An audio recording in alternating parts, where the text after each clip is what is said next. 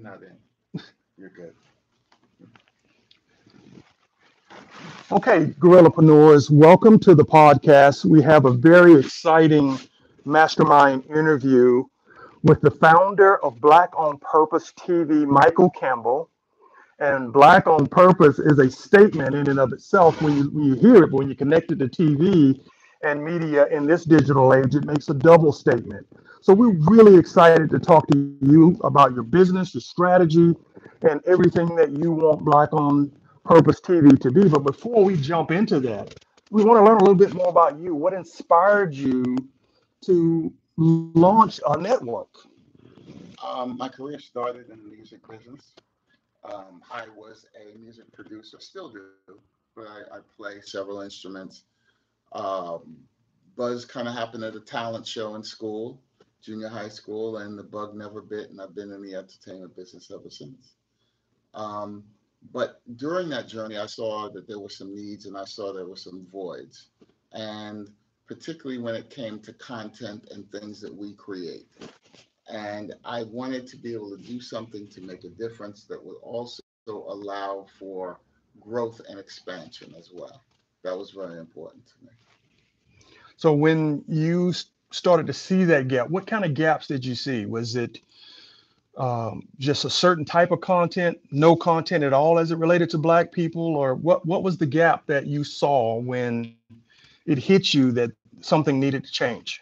The gap was in the images that we see, and those images being positive and being accurate images of people of color.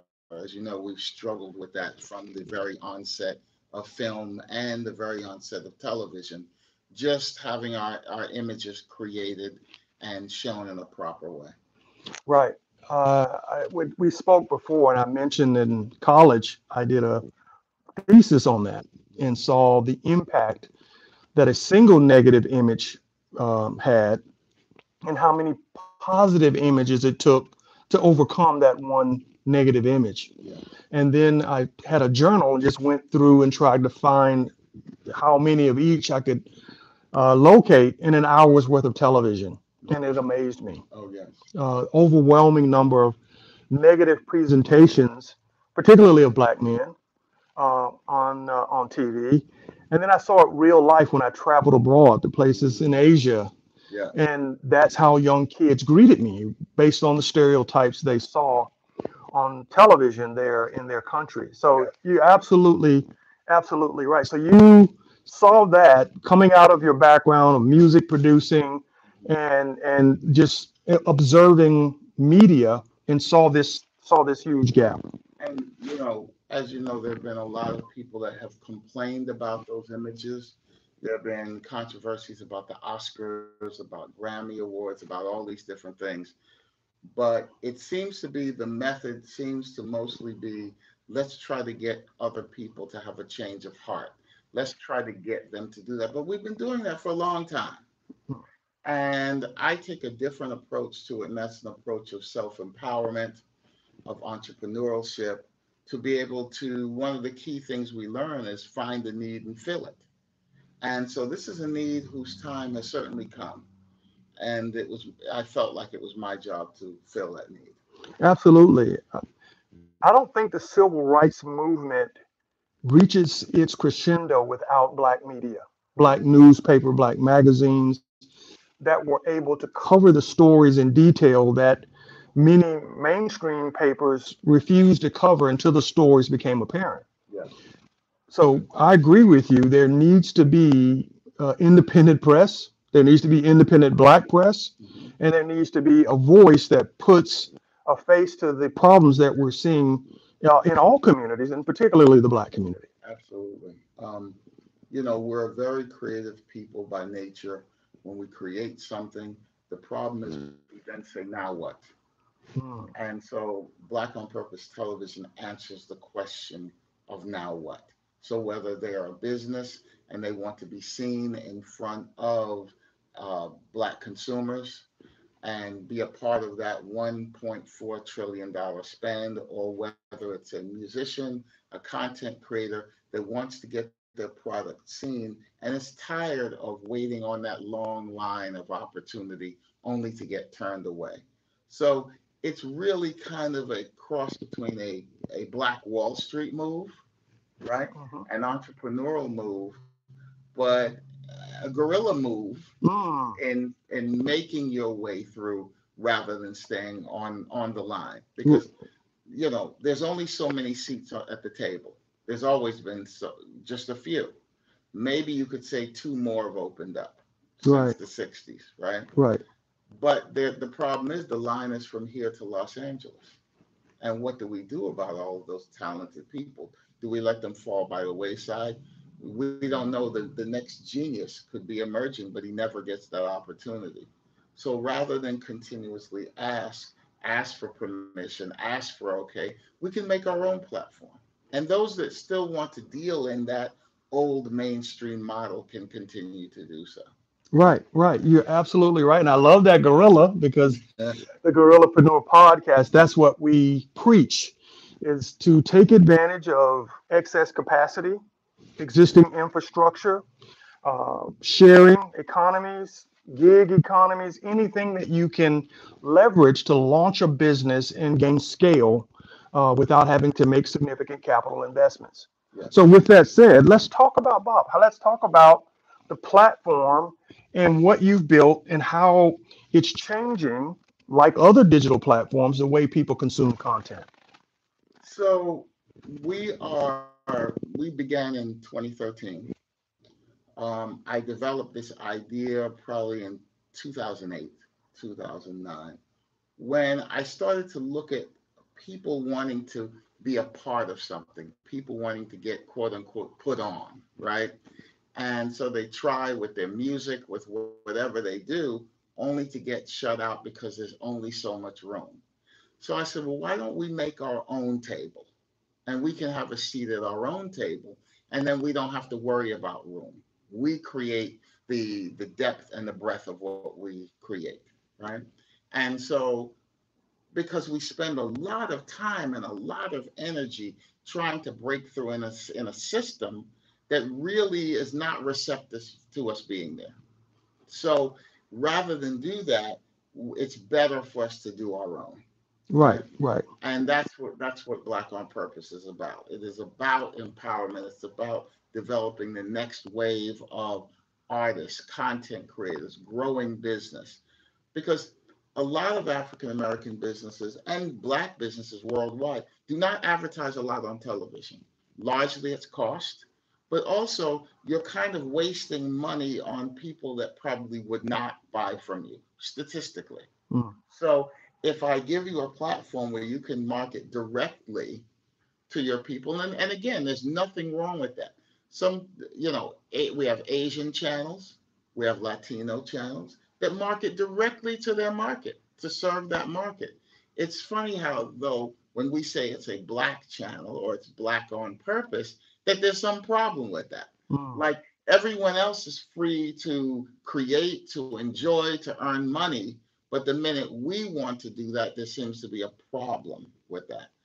So, and also in some respects, I feel like I do the industry a favor.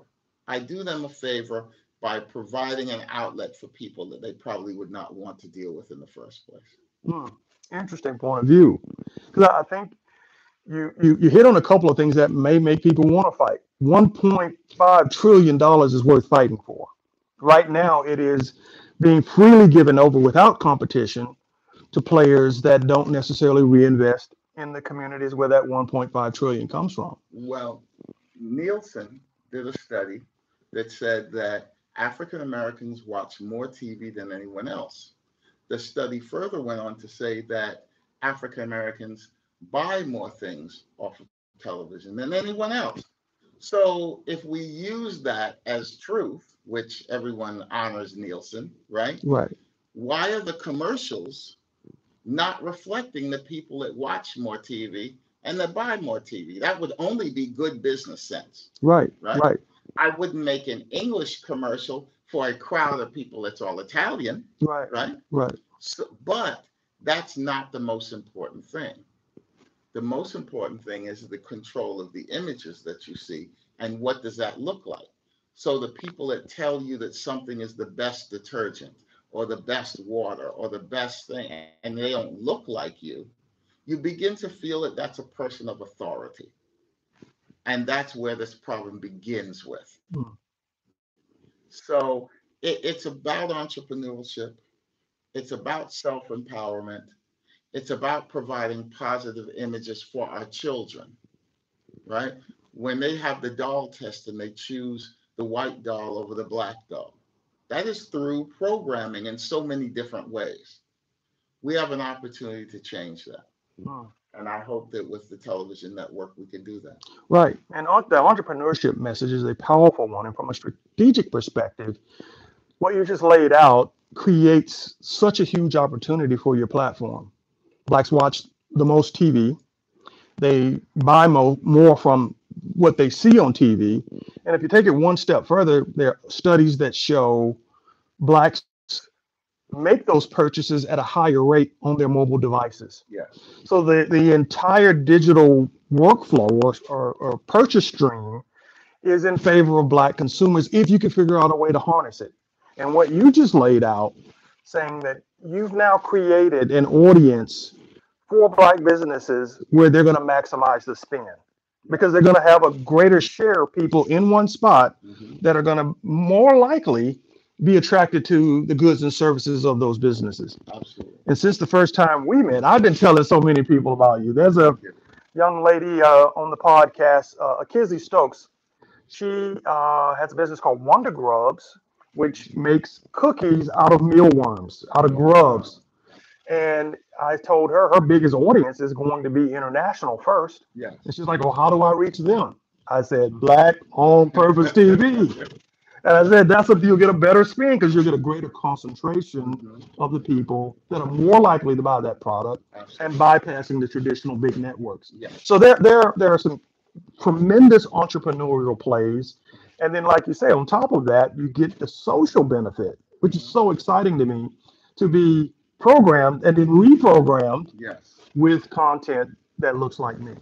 Now, those content creators that create that content, there's also revenue stream because the top 10 content creators from each channel actually split a percentage of the advertising dollars. So they're able to make money, and that's important too. So now you have a young man, he might be a new father. You might have a young woman who is now a mother. What is she going to do? Now she can do something that makes a difference, something creative, and she can earn her own way by doing a skill set that she really loves. And that's important for Right. empowering our community as well. Right. So let me unpack that a little bit more so people really understand how they can work with you to build this business and create a revenue stream. Mhm. There are people who are getting kicked off YouTube right now. Yes. They can come to you. Yes. They can bring that content and market it on your platform. Hmm. And if they get the most eyeballs, Yes. they're in the top 10 in their category, Yes. they split the revenue. Absolutely. And make more than they would make with YouTube. Wow.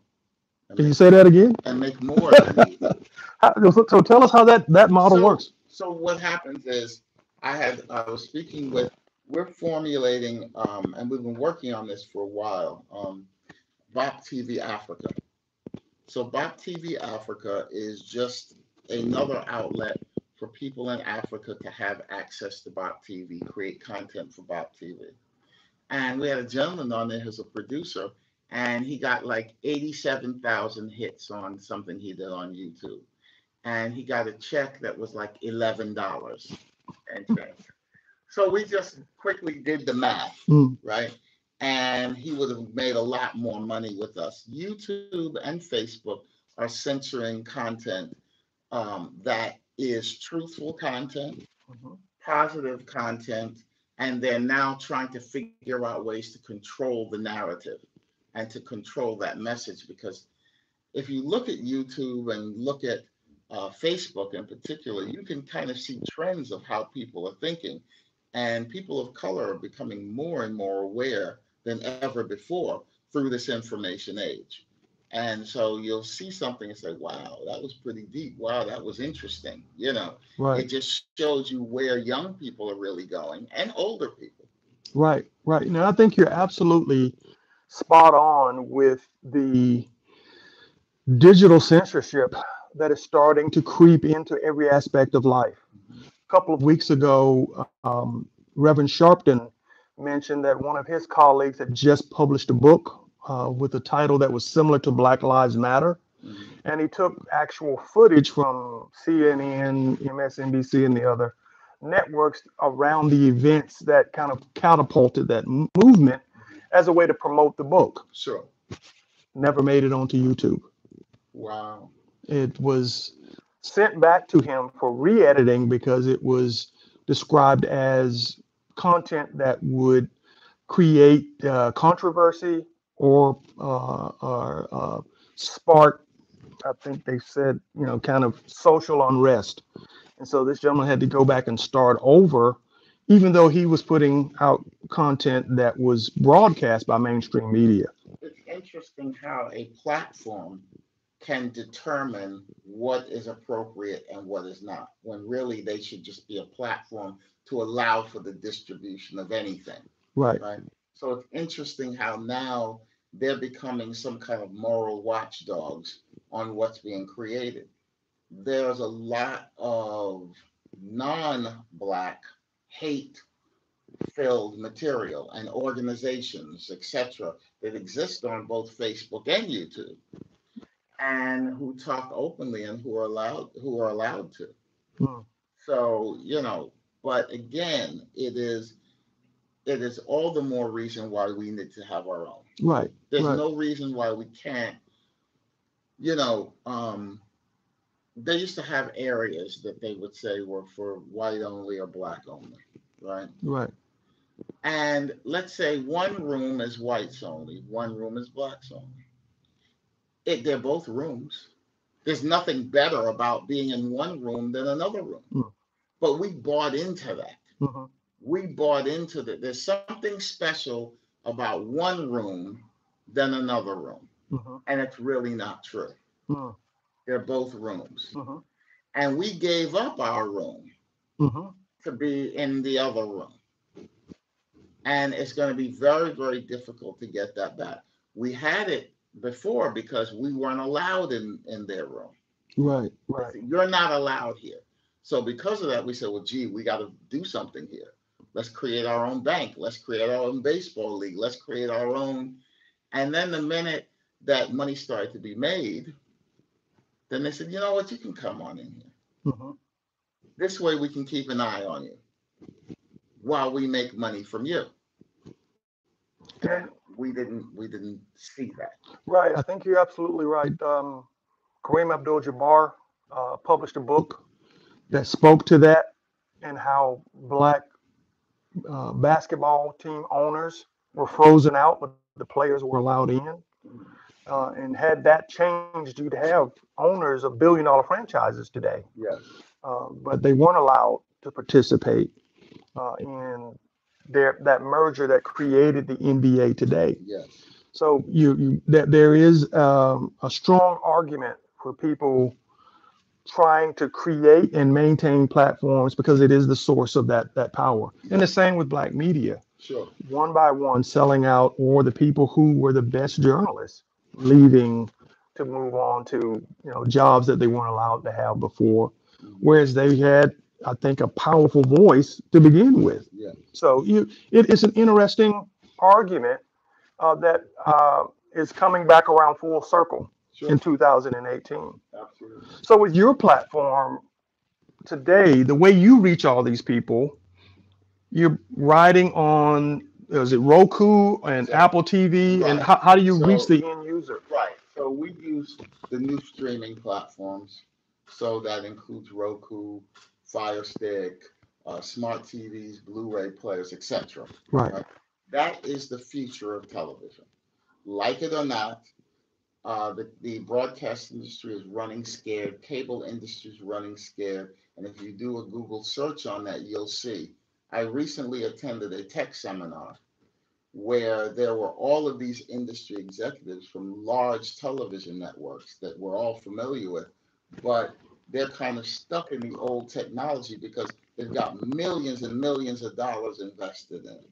they can't really back out of it because they need that equipment to broadcast over the air. Right. So they can't really afford to drop all of that just to start streaming. It would just be a nightmare. Right. What about all the antennas? What about all the transmitters? It would just be a nightmare. But us, we're lean. Right. You follow what I'm saying? That's right. We can get in, Flexible, embrace lean. that, yes, Uh-huh. embrace that technology and move forward. And that's what we've done to become the largest Black streaming network. Now, what was interesting was at this meeting, at this conference, you had us, you had the largest Caribbean channel, you had the largest Latino channel, and you had the largest Hispanic channel, all in one at one table. And all of these broadcasters from all of the major networks sitting there to try to figure out, how do you guys do it? Right? Right. Because they're still using rocks and sticks and horses, and we're driving Ferraris. Right. So when I suggested one of the ways you can do that is to partner, right? Throw 20, $30 million into each of our companies. Let's grow from there. Of course, there were crickets in the room. Right? Of course. Right. But it's interesting, right? Right. That because if you own a broadcast channel, you need antennas, you need transmitters, right. You need somebody to maintain those, you need those things, they have to be kept up. You need redundancy. If one goes down, you can't, Right. You got the FCC all over. You've got a lot of things to contend with just to stay on the air, and the costs are staggering. Right. So here comes a person with some new technology who has none of those boundaries. He can get going really quick. Right. And he can disrupt the market, and that's what's happening. Right. So a user that wants to consume your content, they just need to go get a Roku, yes, internet, plug it in, and then how do they get to BOP TV? So they would go to streaming channels on their Roku device, and then go to channel search. Start popping up, typing in the word Black. When you do that, there's not too much when you type in the word Black, so you'll see it, no question, right?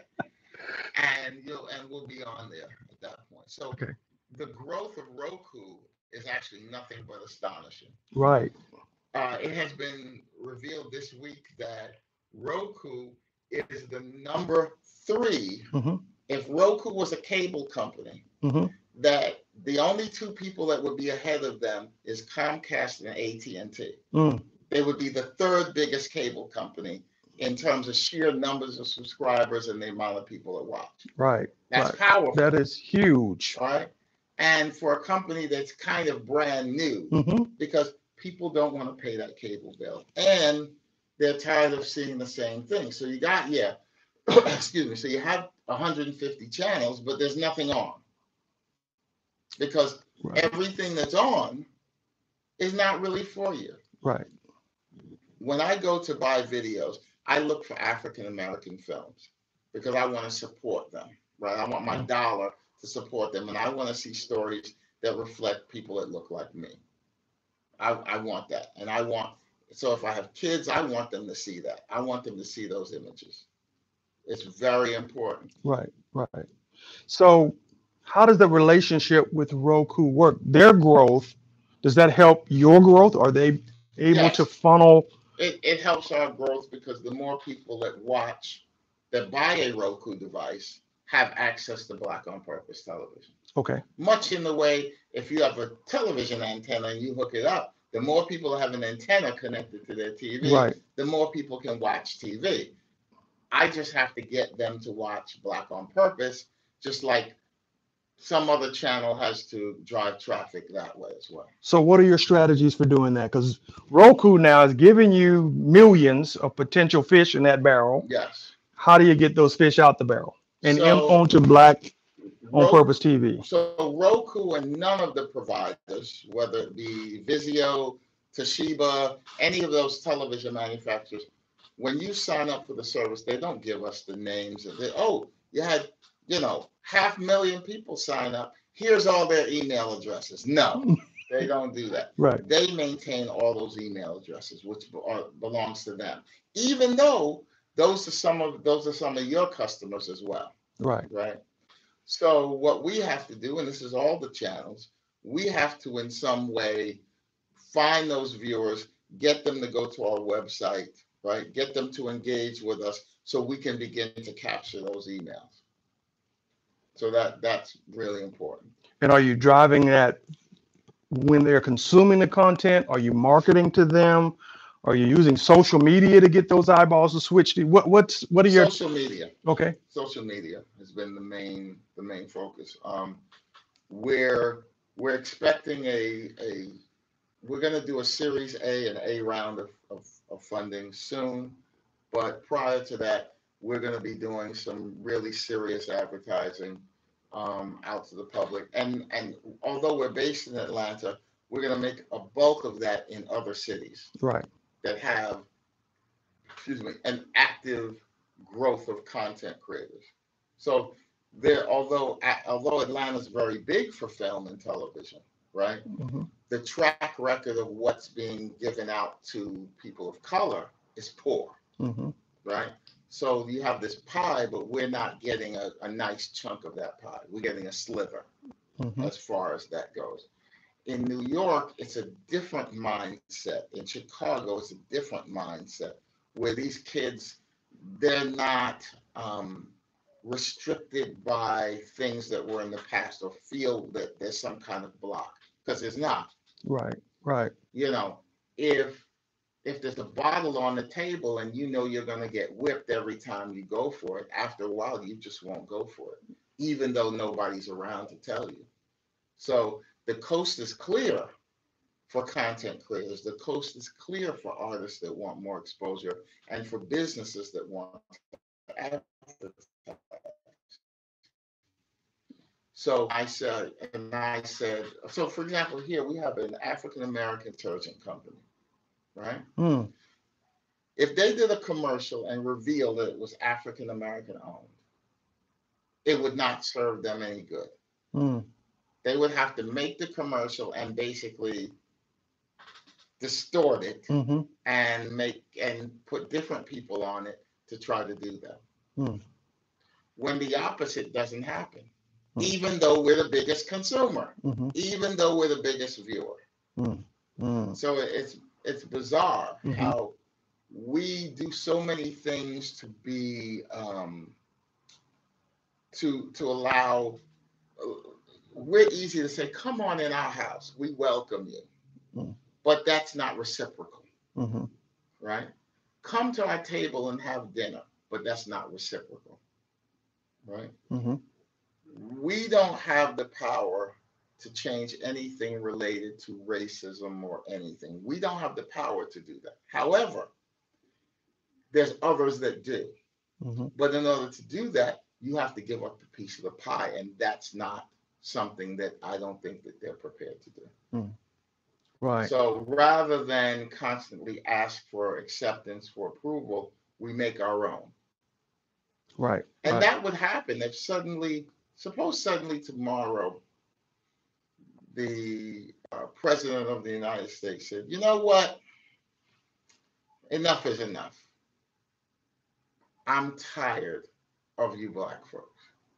Mm. Here's what we're going to do. You follow what I'm saying? Right. If we went to a restaurant and they denied us service and said it's because we're black, we don't serve your kind. Hmm. We could rant and rave, but one thing's for sure, we're not having dinner. Mm. So the job was done. We're Mm. not having dinner there. And if they change their mind and say, you know what, come on in, I wouldn't want to eat there. I Mm. don't know what's going to be in my food, Hmm. Hmm. right? Right. Right. Right. Because the seed has already been planted. Hmm. It should not be that it takes that kind of thing to happen for us to be self-empowered. Self-empowerment should not come from restrictions that someone has placed on us that say, well, I guess better get off my butt and be an entrepreneur now. I guess I better get up off my butt and do something now. That shouldn't be the reason. Right. Right. Reason should be wealth building, Yes, community changing, community building, all absolutely. of the above, so that some of the things that plague the community will no longer plague the community because of the level of investment. And we have to get out of our own way. Right. We have to be willing to see change, to accept change, because if we don't change, for example, in the community where we're getting the school building, right? There are seniors who I adore, but they're used to seeing a building that has sat empty for 10 years with no change, Mm, right? right. So so if meanwhile gentrification is coming in the front door, Mm, not the back door. 2 years ago in the community, you could buy a house for $50,000, 3 years ago. Now it's 178, mm-hmm, right? But instead of fighting that by pooling resources and buying property, mm-hmm, we're fighting this little guy that wants to take a school building and turn it into a television studio and training center in an underserved community. It's ridiculous, mm. right? Yeah, that sounds pretty, We're tripping over ourselves. We're right, in our own way. right, right. And so the question is, and it affects all of us. So when we leave our neighborhoods, then our churches have to close Mm-hmm, because now I'm not going to travel from wherever I had to relocate to go to that church anymore. It was convenient when I was in the community. right. Now I'm not going to the laundromat. I'm not going to the dry cleaner. I'm not going to, now as I'm not doing that, they're forced to close, Mm-hmm, right? right, Because right. you've killed the entire infrastructure of the community. No, you're right. It's dead. You're right. And I think that we're making a mistake by not seeing the writing on the wall. Because when the community is taken over, you're not getting it back Mm-hmm, until they get ready to give it back. And it's all going to flip again. mm-hmm. They're going to do this, and then they're going to go to the suburbs. Then back, and then back.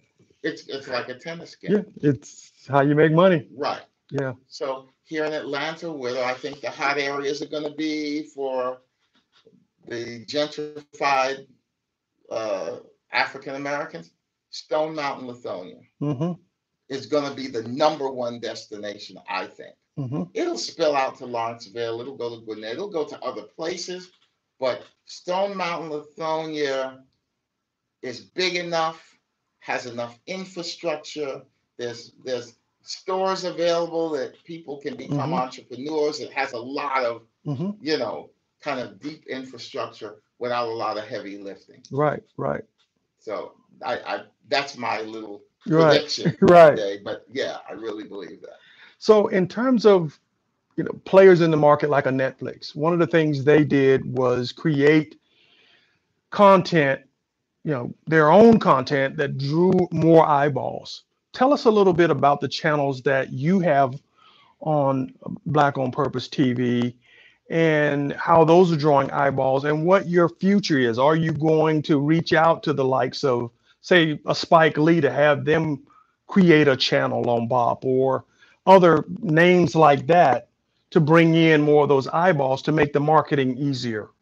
Okay, so I think that the goal of the network is not to be part of the mainstream, but to create a new mainstream opportunity.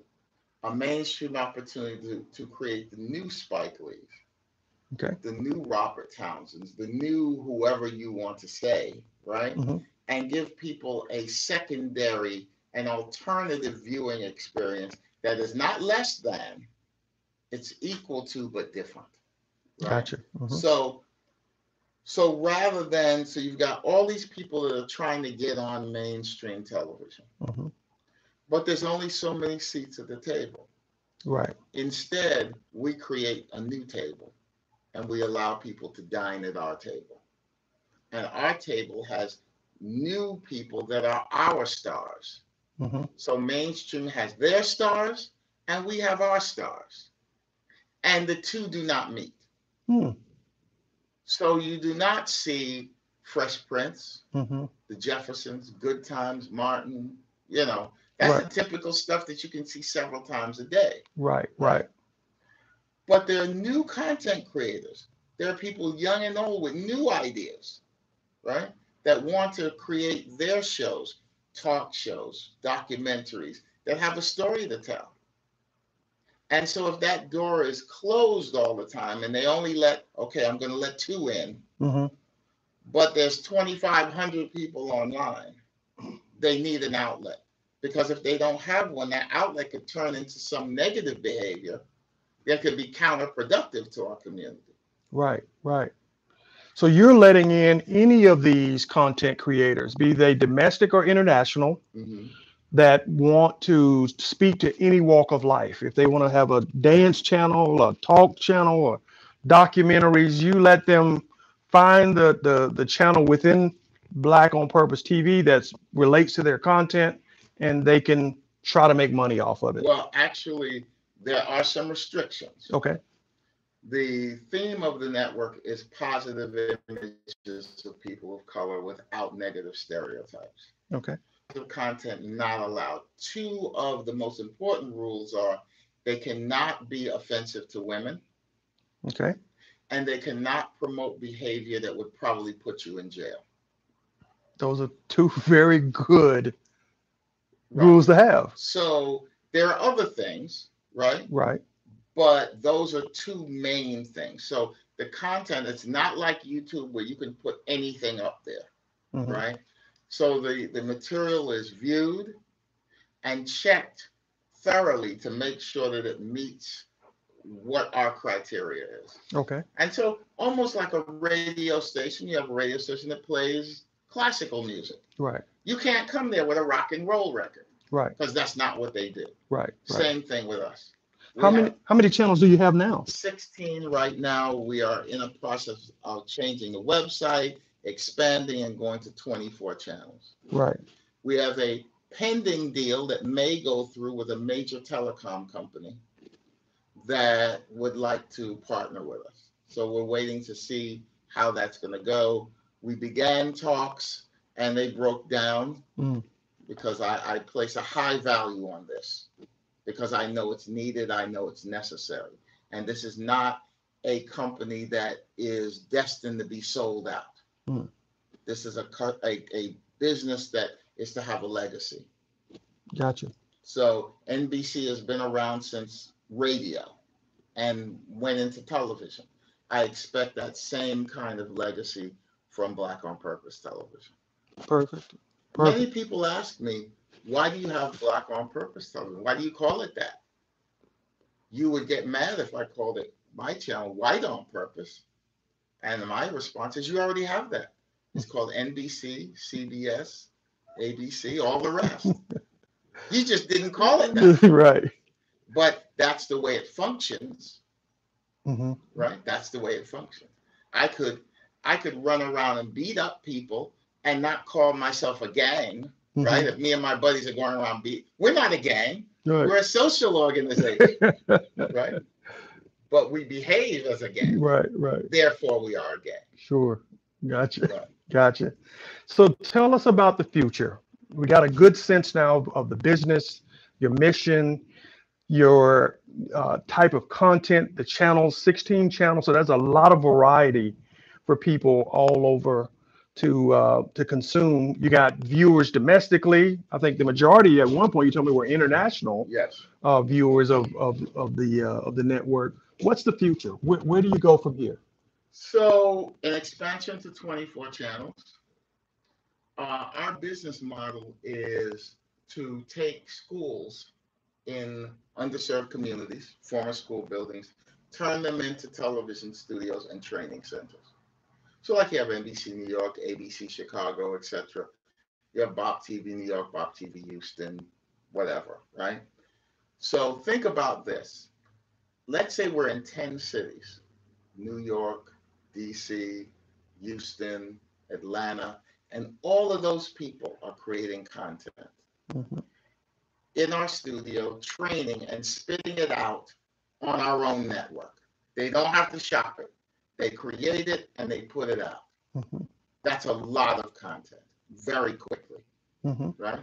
but content that empowers them, Mm-hmm. content that is powerful and truthful content, Mm-hmm. because that's what we need. Mm-hmm. Because if we have a son or a daughter, we need them to see images that are going to make them feel good about themselves so they can become productive entrepreneurs, productive citizens. Oh, that's perfect. And that model is exciting. I know where I'm from, small town in Alabama. There's a studio that they built a long time ago and then upgraded it, and it's sitting empty right now, not being Wow. utilized. We got to talk about that You got place. some here in Atlanta. I Yes. was at a meeting and found out there are schools that have facilities that are going underutilized, which make for great opportunities to create these bureaus Right. that can feed in content to a platform like So yours. here's the problem. When you buy a school building, it belongs to the public. And when you buy something that belongs to the public, it's different than if you and I just exchange. You could say, Mike, I'll lease it to you for a year, I'll sell it to you. We could, whatever we agree on, we do it, right? And move on. Mm-hmm. So there's a long process, typically about 5 years, okay? Then it gets to a point where the local community gets to chime in. The problem and the thing that's not fair about that is they can say they don't want it. They really don't have to have a valid reason. Mm-hmm. You follow what I'm saying? Yeah. Uh-huh. So what happens is myself as a person that wants to do good for the community, I'm challenged every step of the way. Mm-hmm. But the community is not challenged, right? So if you said to the community, why do you want this there? Right? Or why do you not want? They need to come up with valid reasons just as I need to come up with valid reasons. Because it really is the same thing as if a community said, we don't want you living there because you're Black. Right? Mm-hmm. Now they could make up whatever reasons they want. But if it's just the basis on you're Black, that wouldn't be, you'd say that's outrageous.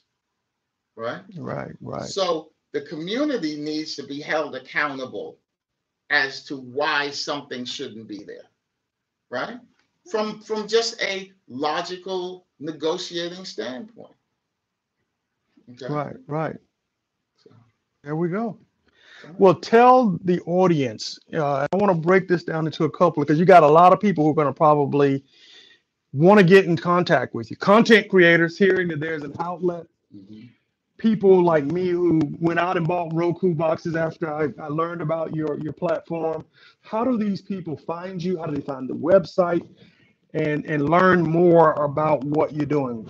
So they can visit blackonpurposetv.com, boptv.com, blackonpurpose.com. We're easy to find, and there's a process for submitting content. I'm excited about the new website that's coming up, but we're working with the old one, and you just click on the information and certainly become a part of and become active in the Black on Purpose television experience. Okay. And then you mentioned a series 1 or series A. Will the public be able to participate in that, or is that going to be on the website as well? No, but they can reach out to us if they're interested in investing. We're also doing original content as well. Right. So we're doing our own shows, and we'd like to have more news, more talk shows, more original content, because it's about, we have people like Susie Orman that talk about finance. Right. We need our own expert to talk about finance as it relates to people of color, wealth building as it relates to them, and other subjects. Right. We need our own experts, and that's what Black on Purpose television brings. The ability for people to become a brand and to grow through their expertise and share that with the community and help their growth. Perfect. Perfect. And all of those people should reach out to you through those. blackonpurposetv.com. Perfect. Well, we will put all that in the show notes. I know there's going to be a lot of people interested. I shared your information the other night, and there were people who were clamoring to learn more. So I know that there's going to be great excitement. Looking forward to sharing this story with my audience. Thank you again, sir, for giving me the time to talk to you about Black on Purpose TV. Thank you. And we will continue follow your success and push for your success because it is necessary and is needed to help with the programming of young minds. I hope that we can have a discussion about your show on Black on Well, Purpose. I'd love to do that. All right. Absolutely. Well, this has been the Gorillapreneur podcast. Guys, please get to that website. Get to Black on Purpose TV if you are a viewer, if you are a content creator, if you are an investor. Get in early. I always say buy low, sell high, where you are at the front of a movement that's going to change the way people think about content, about Black programming, and about the future of Black digital commerce. You're on the front end. So get over, check that out. And if you got the acting bug, you submit some stuff. Let's see if you can build your own brand. Like I always say, if you're not breaking something, then your company is going to be the next thing that gets broken. Keep fighting, Gorillapreneurs. Cool. Thank you. Thank you very much, sir. This was a lot of fun. Yeah, it was really good. It was good. It was good, Mike. Well done. Cool. All right. Yeah.